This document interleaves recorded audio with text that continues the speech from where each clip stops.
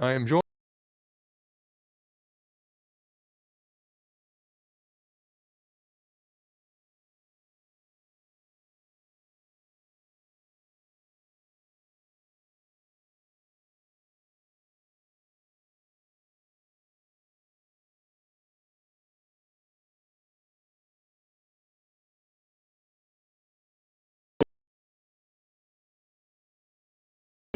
Right there above Jackson, around above Baton Rouge, that area. Okay. What did your parents do for a living? My mom was in the medical field. She's retired now. My dad traveled all over the country, pretty much. All over the country. He spent a lot of time all over the world as a specialist in rebuilding turbines and plants. So yeah, he's traveled everywhere. He's got plenty of pages in his passport, so to speak. Plenty. He's been around. Was he often away when you were growing up? No, not really. My parents divorced when I was really young. I was probably, I don't know, 8 or 9 years old. So we kind of bounced back and forth between mom and dad and mom and dad and mom and dad, summers and then school, and then it was a it was a back and forth kind of life. I had something pretty similar growing up. Was that all in Centerville? No, so we actually lived in a little town called Jackson, Louisiana. Centerville was just the closest hospital there whenever I was ready to come into this world, so to speak. So, yeah, we they went up there to Mississippi. That's where I was born, and then I'm pretty much born and raised in South Louisiana. Gotcha. Any siblings? So, yes, I'm the oldest of five. I have two full-blooded sisters, one full-blooded brother, excuse me, and a half sister. Unfortunately, all three of my sisters are no longer with us. They've passed, and last 20 years, and so now it's just me and my brother. My brother lives out here in the Houston area, so I get to see him when I'm at work. Sorry to hear that. Well, what was life growing up? How did you get through school and would end up? You were in the military, in the Marine Corps, if I'm not mistaken, as well, right? Yeah, I did 4 years there. Growing up, small towns, really small towns. Back in the days where we used to get on our bikes and just from daylight and just go. There were no cell phones and none of that stuff. We would make trailers that attached to the back of our bikes and we'd put all our fishing gear and we'd just ride our bikes miles and miles and miles and just spend all day behind the levee and fishing the spillways and all those things. Did everything kids would do back then, and cut up, got in trouble, all the fun stuff. So yeah, it was a fun life, and it was really enjoyable. Got to hunt, fish, do all the things, hang out with friends, all that. Were you drawn to anything in school? No, average student, wasn't spectacular in anything really. Just wasn't my thing. Wouldn't do wasn't didn't do any sports or anything like that. So just an average student, and then graduated and started living. Did you go straight into the Marine Corps after high school? I did, yes. Right after my senior year, I graduated. I went. I think it was in July, August of that year, and flew out to San Diego, is where I went to boot camp. So I was there for 3 months, and then my MOS, I was a field radio operator, also known as a battery operated grunt. Uh, Fortunately for me, I didn't have to spend a lot of time with the grunts. I was stationed with artillery battery. So I did my schooling for about 3 to 6 months in 29 Palms, California. From there, I went to Okinawa, Japan. Spent a majority of my time with an artillery battery out there in Okinawa, and spent about 6 months on Navy ships and traveled all over Asia. Did all kinds of fun stuff there, and did a lot of cross training, and spent a lot of time at sea. Tell me about any good memories from boot camp. Oh man, looking back on it now, during boot camp, it wasn't fun.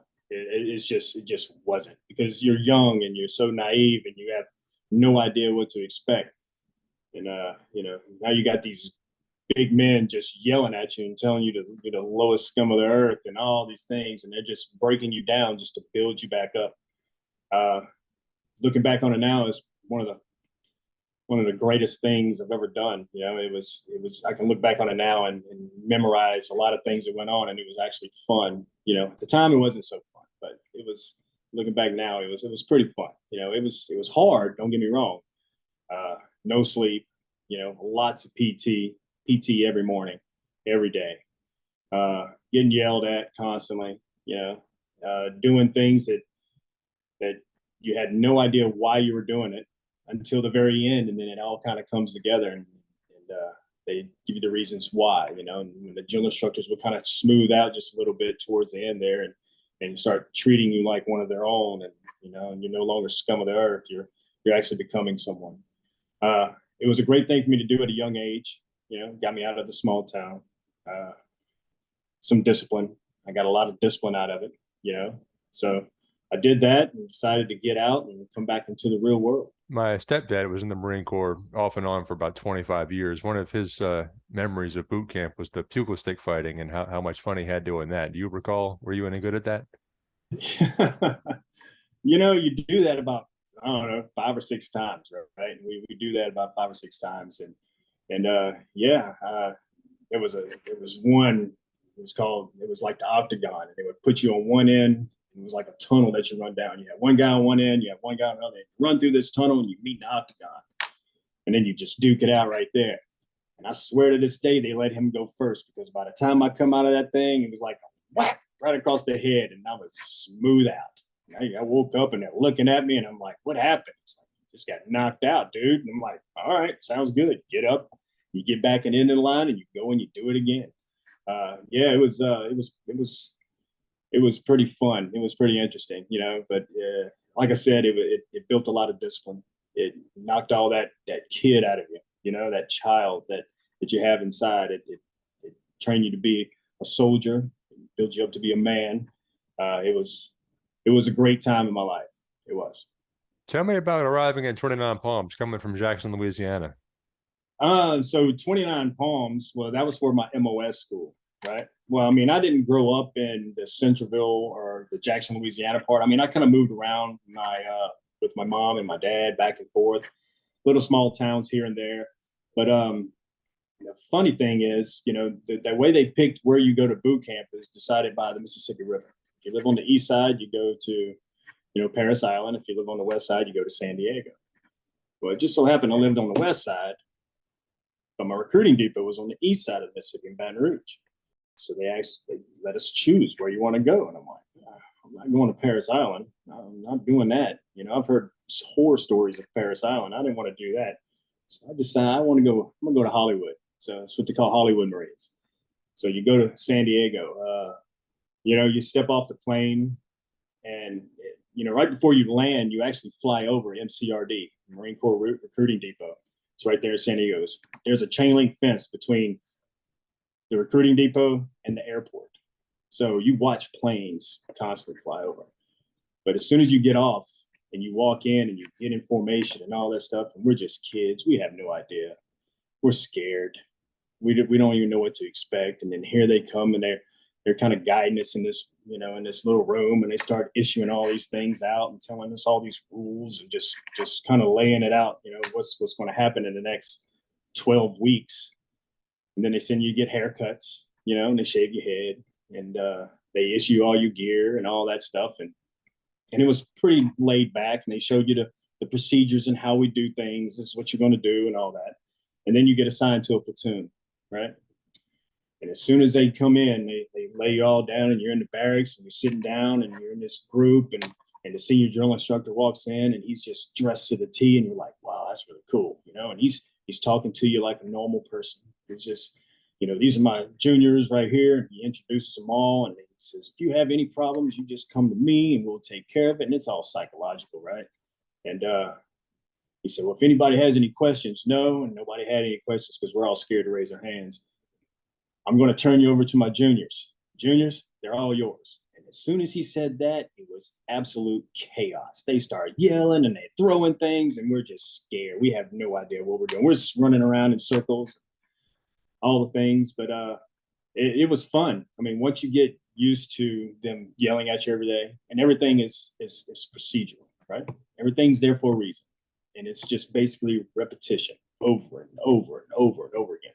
Once you get used to it, I would go to bed at night and I would think about the day I just had and all the PT and the running and the lifting and the pull-ups and all the stuff we just did. And I would hear those airplanes flying, they'd take off and they'd land. And I'm like, one day we'll be on one of the planes getting out of here. One day. That's how I got through boot camp, and I learned a lot through boot camp. Had a lot of fun. Anything interesting to share about your time in Okinawa?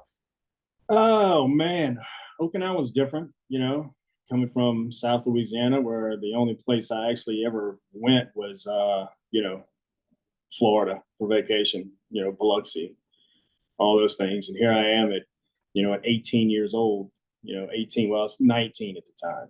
So 19 years old, and you fly into a foreign country and you land, and the culture is just totally different. You have no idea it's a culture shock, So, yeah, it was pretty interesting. You're around the locals who don't speak a whole lot of English. You don't know what's going on, and we're able to kind of go off base on weekends and explore and have a little fun. And Okinawa is not very big. I mean, on weekends we would actually take we bought bikes, and we can ride our bike around the island and camp out in a weekend, and it was pretty interesting. I spent pretty much all my time there.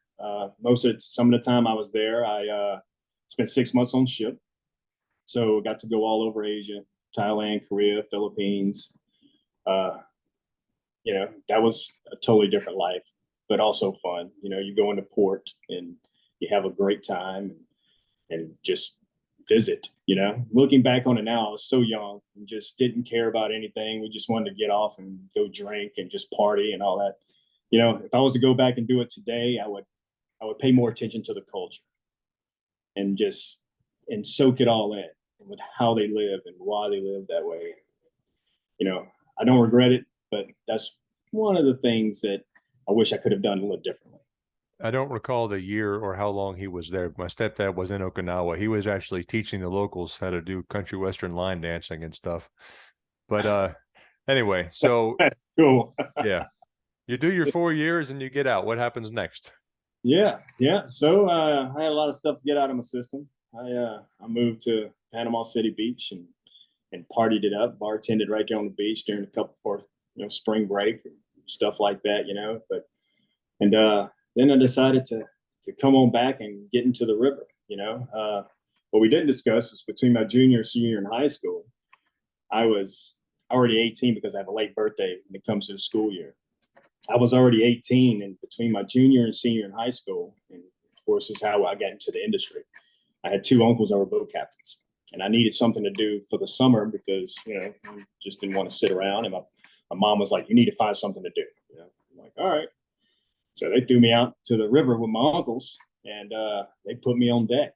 And I worked for 3 months straight, and that was a little different.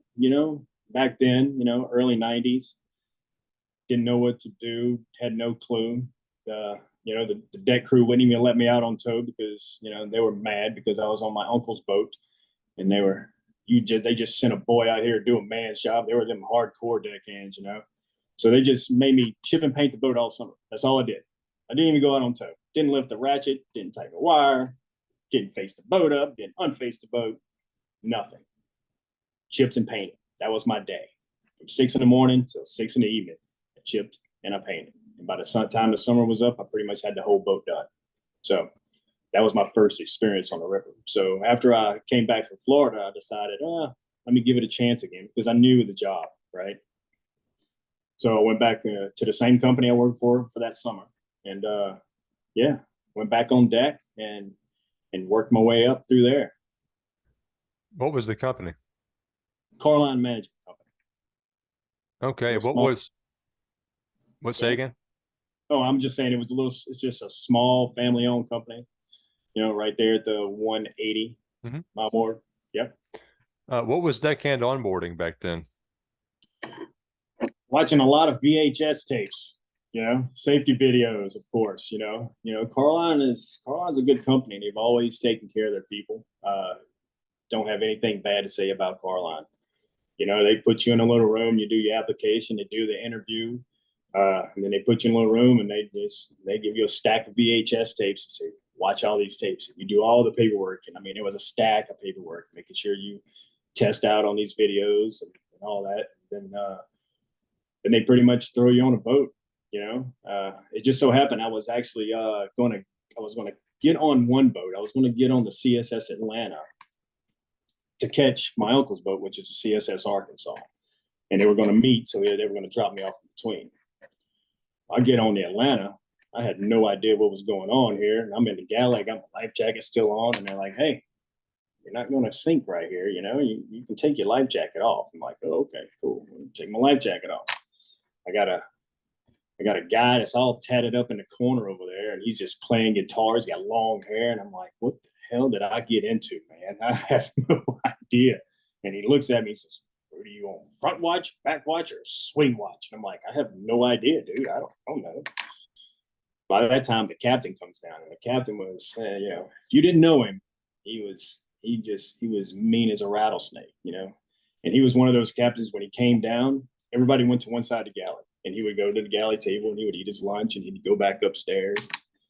And and by the time they met up with the boat, I was able to get off and get on my uncle's boat, and that's where I spent all my time there. So. Tell me about your tenure on deck on your uncle's boat.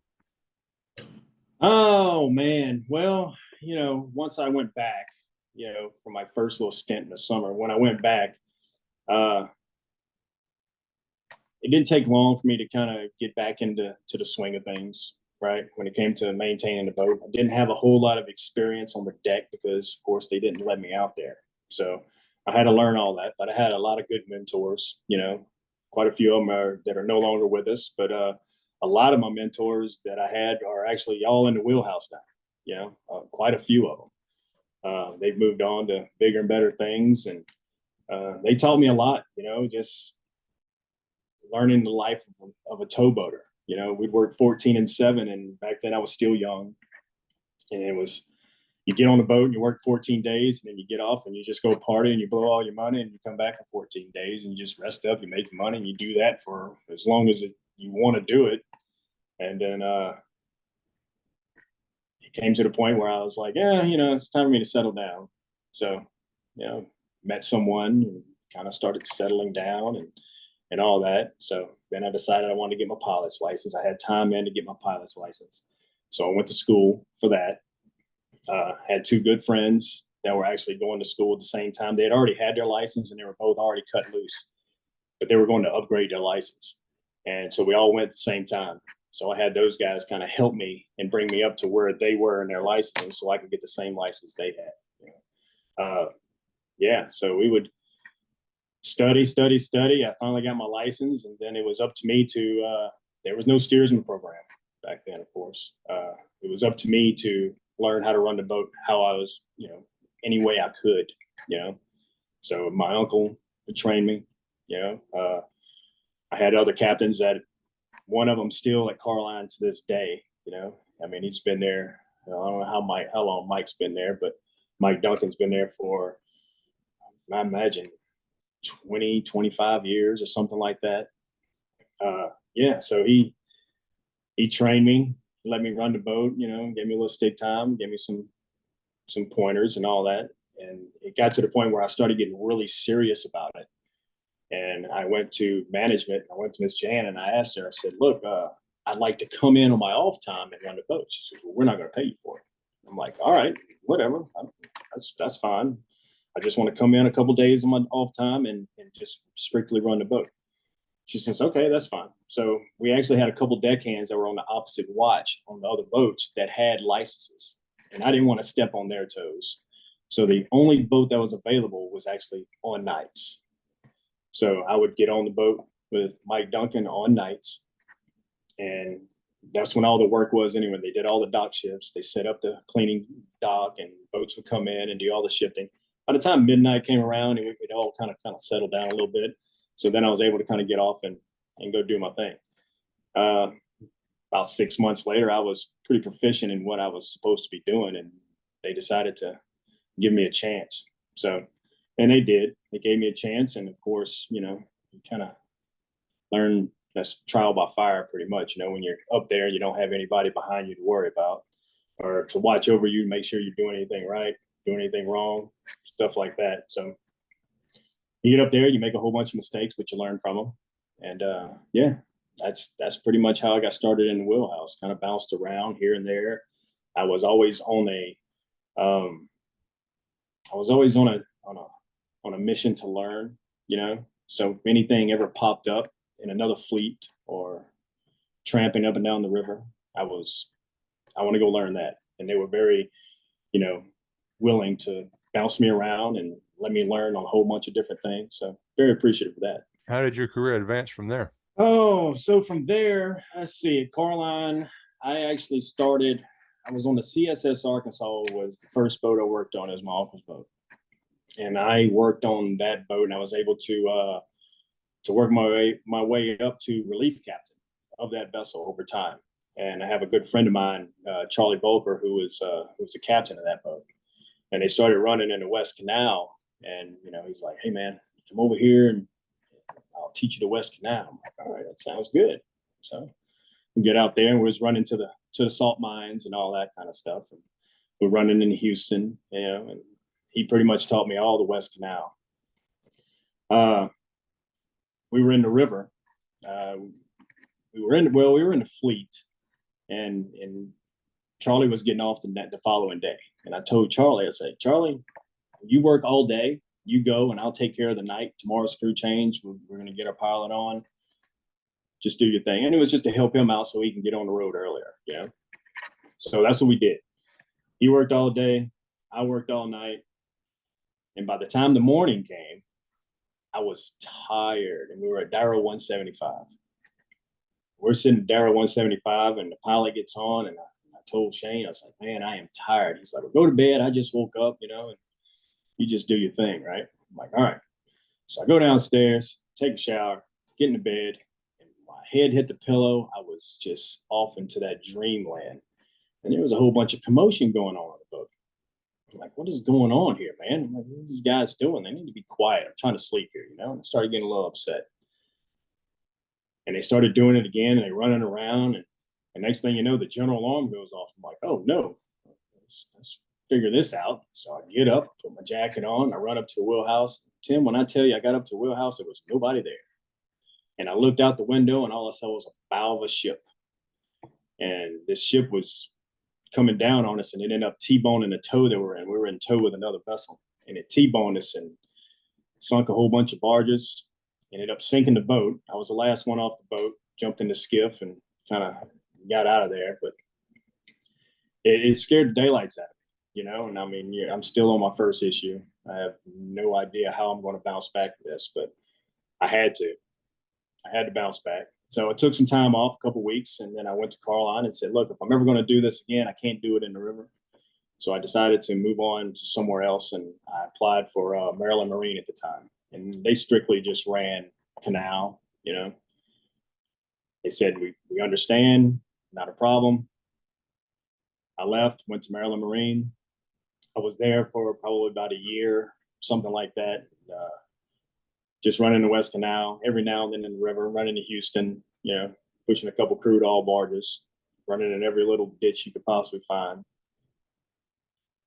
Decided that by that time it was time for me to just find a fleet job, because by then I was married. I had kids at home, young kids, and it was time for me to be home with them. So I was looking for a fleet job. And it just so happened that AEP had just came in to the convent fleet, and they bought, Elmwood and all that kind of stuff. And they were in there. So I applied for them. I had a buddy of mine that worked at Elmwood at the time, or Memco, whatever they called themselves. And he kind of put a word in for me, told me, he's looking for something. And it took a little while, but I finally got on, and I went over there and started working at AEP and running in the fleet and all that. That was pretty fun, because that's when, after Katrina, You know, when AEP came down, they didn't have the manpower, and they wanted to kind of change the way they did business in the Gulf. And they wanted to make a turn fleet, and they didn't have the manpower there to crew the boats. So they would bring the guys down from West Virginia to crew these boats. And that was a good time. That fleet and the way it was ran and the work we did, we had fun. You know, we enjoyed every aspect of. By the time we got on the boat, the time we got off the boat, we were just rolling. We didn't stop. There was no chasing a break around there, but we had fun. And in the evenings when we got off, they would take us to dinner and just kind of hang out with us, you know, the bosses. And we didn't understand that culture, you know, the culture. I had no idea that culture even existed in a company. But the bosses were there, where they were, you know, they would get on the boats with us, ride. And if we needed anything, they were absolutely right there for us. I'm like, this is pretty cool, man. I enjoy this. And I was there for, you know, 12 years, 12 and a half years. So did that. Then, of course, ACBL came in and bought AEP River Operations. About halfway into my 12 years, management had changed. You know, the boss I had before had moved on to do something else in the company, and there was a new boss in, and they were looking for another port captain. So I applied and went in and interviewed and all that. I was on the boat one day, and he called and said, "Hey, got some good news. I want to offer you a job." I'm like, "All right." And that was my first port captain gig. And I was over the fleet boats right there at Convent. And so I went shoreside, and I did that for a while. It wasn't long after that, he promoted me to senior port captain. So I did that gig for a while. And of course, after that, that's when ACBL came in. Once ACBL came in, they started kind of changing the way they were wanting to do things. They started severing a whole bunch of people that were in office because it was just a whole bunch of redundancy going on, people in the same positions. And, you know, Jeff Kendall came to me and asked me if I wanted to be, he asked me to be facility manager over Convent, Belmont, and Armont fleets. Of course, I accepted. I wasn't going to turn it down, you know. So I did that for about 2 years, something like that. And I kind of got tired of it. I didn't care for the whole administrative part of it all. You know, at the end of the day, I'm a boatman, you know, and I like spending time with the guys out on the boats. And I just couldn't find the time. I couldn't make the time to be able to do that. So from there, I just decided to, you know what, I'm going to go get back on boats. I'm going to go and bounce around and continue learning. And that's pretty much what I did. I tripped for quite a while. You know, I was like Mark Murphy said, I was a hired gun for quite a while, and you know, and I was able to post myself, you know, and get posted on pretty much every waterway within the United States, except for about 3. I think I'm missing about 3 waterways I haven't been on from beginning to end. So, yeah, and I did that for a very, very long time, quite a few years, and then an opportunity came up with the company I'm at now, and they asked me to because I had experience, and I would come over and help them out and go shoreside. And I felt at that time of my career, you know, and everything I've learned throughout my years, it was time for me to start passing that knowledge down. You know, when they interviewed me, I also interviewed them. You know, and I told them this is what I'm looking to do, and this is what I'm offering, you know, to bring to the table. You know, what are your visions? I wanted to know what their vision was for their company and what they wanted to do down here. And everything kind of meshed, and I've been here ever since. So it's great, you know. So I'm back and forth between, you know, Louisiana and Houston, back and forth, you know. So, but I'm able to get on the boats and ride the boats with the guys and do all those things, which I absolutely enjoy. Post guys up if they've never been to places. This is where I was meant to end up after all that stuff behind me. This is where I was meant to end up. So here I am. So I'm sure you want to back. Well, I do a little bit, yeah. Go ahead. I've dispatching canals about 4.5 years. I just switched jobs with an Ingram. But what was your favorite run on the canal? Oh man, anything east of Houston, I was good. Yeah, west of Houston, been there and done that. Don't like it, you know. I mean, because one slip up and one mistake, and you can really mess some stuff up over there. We would run into Houston and run all the way up to Greens Bayou. I don't know if you've ever seen that operation, but that is not a fun place to be either. But anything east of Houston, man, is laid back and chill. It's dark at night, because there's no backlight cities or anything like that. Not a whole lot of traffic. You just kick back, relax, and one of the great things that I enjoy about this industry and about what we do out on the boats is we get to see the world from a different perspective, from the water. A lot of places from the water. Not a lot of people get to see that, So seeing plenty of awesome sunrises, awesome sunsets. It's anything in the West Canal is cool with me. It's pretty laid back compared to a lot of other places. I can tell you that now. It's cakewalk. So. Well, speaking of, as a trip pilot, what was I guess the most surprising thing you got to see, and then the prettiest place you've been? So my favorite river and the most beautiful river, in my opinion, that I've ran was the Tennessee River. So from Paducah all the way up to Chattanooga. Once you get above Kentucky Locks and you run through Kentucky Lake and you're running up through this river, the water is clean. It's an emerald green, clear. You got mountains on either side. You're making these locks and you see these big giant houses on the mountains and into the mountains and all this stuff, And it's a fun river to run. It's quiet, laid back.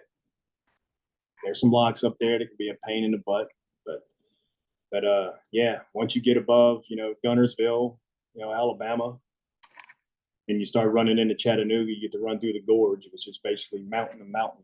I mean, if you was looking over as an aerial, all you would see is like a stream of water between two mountains. And you get to run a barge up and through there, and it's curvy and all that. It's some of the most beautiful, country, up there in Chattanooga, Tennessee, and just sometimes it kind of takes your breath away because you can't believe they're paying me a lot of money to do this, but they are, and I'm willing to take it and I'm willing to do it. So yeah, it's absolutely stunning up there. So Tennessee River all the way, man. I'll take the Tennessee River any day of the week. Well, what waterways have you not been on? So in a few of the tributaries out of the upper Ohio, like the Mon River, the Kanawha River, haven't done that. And I haven't run the Missouri River. I've done the Arkansas River all the way to Catoosa, Oklahoma, and all the upper and all the Ohio, the Tennessee, the Cumberland up to Nashville. Of course, everything down south, the lower from Cairo down. Those are about the only ones I haven't really ran on. Of course, there's other small little rivers and tributaries, but anything that's really worth mentioning would be those three that I haven't done. What's the biggest tow you've been behind?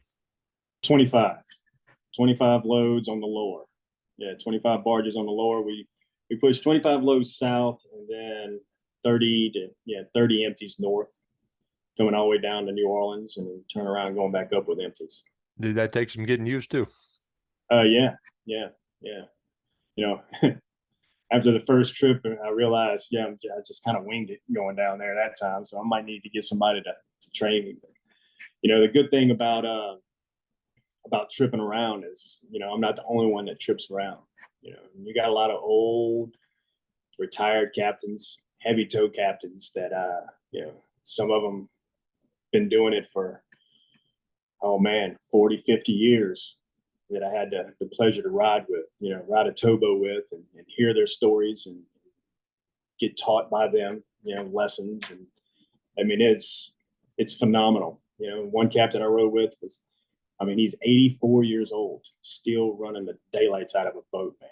He just hasn't lost it, and he'll do it until he can't anymore, But that man would tell me stories how he watched every lock on the Ohio River being built, and I'm like, man, the knowledge he has, and I was very fortunate to be able to ride with that captain and learn from him, So yeah, it was but yeah, back to the towing on the lower.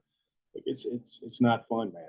It's not. It's pretty stressful. Any other waterway you can kind of kick back, at 15 or you're pushing a unito with 2 in the canal or 6-pack in the canal, you kind of kick back in your straightaways and just listen to your music and just relax. No, not on the lower, buddy. Not southbound on the lower. Negative. Mm-mm.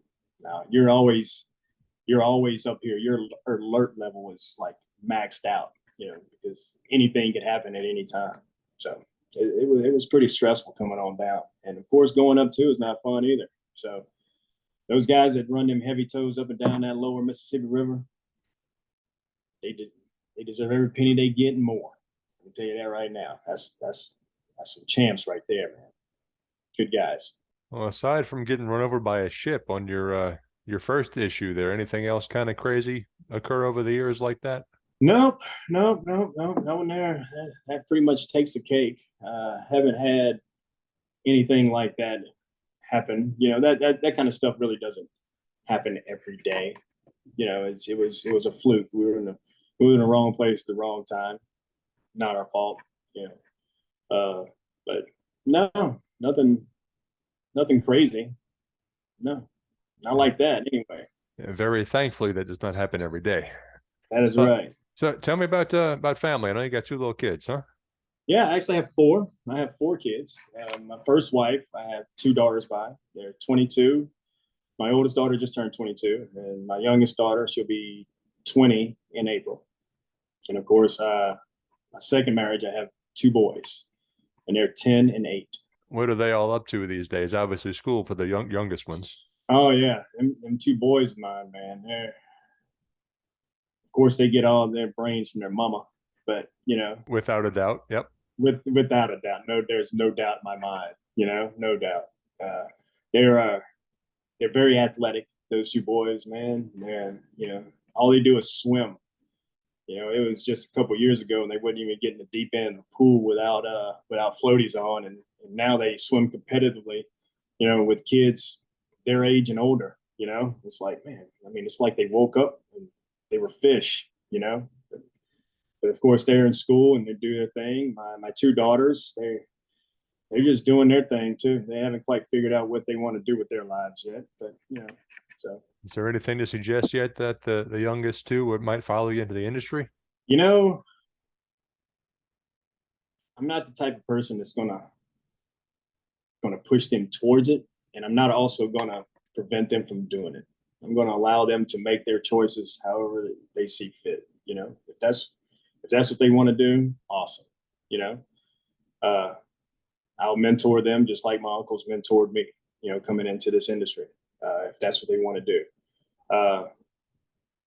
I'm hoping, wouldn't say I'm hoping not, but I hope they go on to be something bigger and better, because I mean those kids, man, they surprise me every day, especially my youngest. My oldest son, he is about you can put any ball in his hand and he can play that sport. It doesn't matter. I mean, I don't think he's ever picked up a tennis racket, but I bet if I put him on a tennis court, he'd kick my butt. He's that athletic, and the youngest one, I mean, he's just too smart. He's too smart for his own good. Him, man. I don't know. I don't even know what to think about him.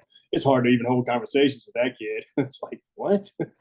I can't believe that just came out of your mouth, man. What are you talking about? But now, good kids. But if they choose to do that, then you know what? By all means, I'll support that. If not, then they won't, and I'll support whatever they choose they want to do. I can tell you this much: it's a good industry to be in, and it supported me, my family, taking care of me. It's nothing. There's nothing like this, in the world, and what we do is so unique. So I really, really, truly enjoy what I do. I love what I do. I can't even think about or picture myself doing anything else. So I'm very proud of what I do. So yeah, if they want to follow my footsteps, awesome. If not, awesome. Now, had you heard of the Maritime Throwdown before my podcast? Yes, yeah. I actually I know Kenny. Yeah, I know Kenny Brown. Good dude, really great guy. Yeah, I've spent a lot of time when I was tripping around, and hung out in the Cheryl K Fleet, and he would be over there and just talking to him, and doing all the things. He actually came from Carline also, so we have that in common. But yeah, he's a good dude, man. Good dude. What he's doing is a great thing for the industry. I don't know, any final thoughts? What you're doing, Tim. Let's talk about what you're doing, man. The podcast that you have going on here and the interviews that you conduct, it's awesome. I mean, I'm here to tell you, I enjoy every single one of them. I enjoy listening to the history and of you guys like Mark Canoy. I enjoyed it. Frank Morton. I enjoy those interviews. Listening to how those old school guys, those guys came up into the industry and accomplished what they have accomplished. So yeah, I just want to say I appreciate what you're doing, man, and I thank you. So other than that, just keep doing it. Just keep doing what you're doing, buddy. That's the plan. I Yeah, appreciate you. I appreciate you, man. Thanks for having me on. Talk to you soon. Yeah, buddy.